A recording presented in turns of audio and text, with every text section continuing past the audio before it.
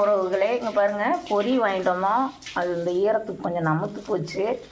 அது கொஞ்சம் அப்படியே சூடு பண்ணலாம் வாங்க, எப்படின்னு சொல்கிறேன். ஒரு வாணலியில் வச்சு காஞ்சோடனே எண்ணெய் கொஞ்சமாக ஊற்றிக்கணும். ஒரு 2 கடுகு,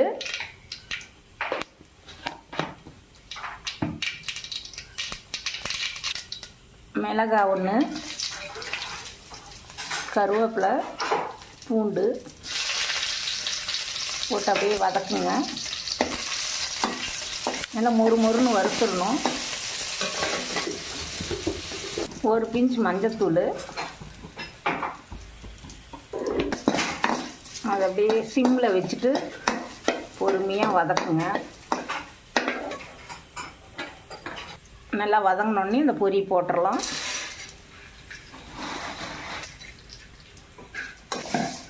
பொரி போட்டு நல்லா வதக்கணும் பொறுமையாக. அப்படி பொரி சேர்த்துக்கலாம். உப்பு கொஞ்சமாக போடுங்க, ஏற்கனவே அதில் இருக்கும்.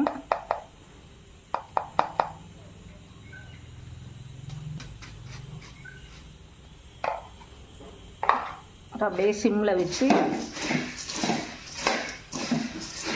இடுக்கி இருக்கும் மாதிரி எடுத்து கை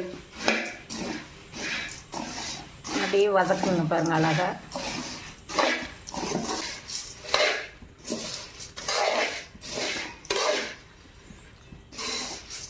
அப்படியே பொறுமையாக வதக்குங்க.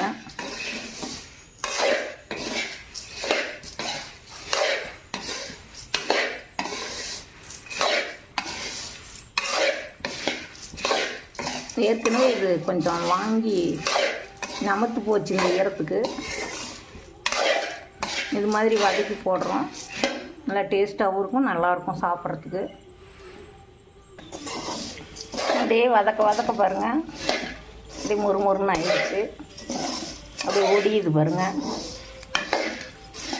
வேஸ்ட் பண்ணிடாதீங்க, நீங்களும் இது மாதிரி செஞ்சு சாப்பிடுங்க, சூப்பராக இருக்கும். பிடிச்சிருந்தால் சப்போர்ட் பண்ணுங்கள் சகோதரிகளே. குழந்தைங்களுக்கு இது மாதிரி செஞ்சு கொடுங்க, நல்லது. பாருங்கள், நல்லா மொறுன்னு ஆயிடுச்சு. இப்படி பொரி எடுத்து பார்த்துதா இப்படி உடையணும். கேஸ் ஆஃப் பண்ணிடுங்க, போதும். ஓகே, பை உறவுகளே. சப்ஸ்கிரைப் பண்ணிடுங்க, புதுசாக பார்க்குறவங்க என் வீடியோவை பார்த்துட்டு ஆதரவு கொடுங்க, சப்போர்ட் பண்ணுங்கள்.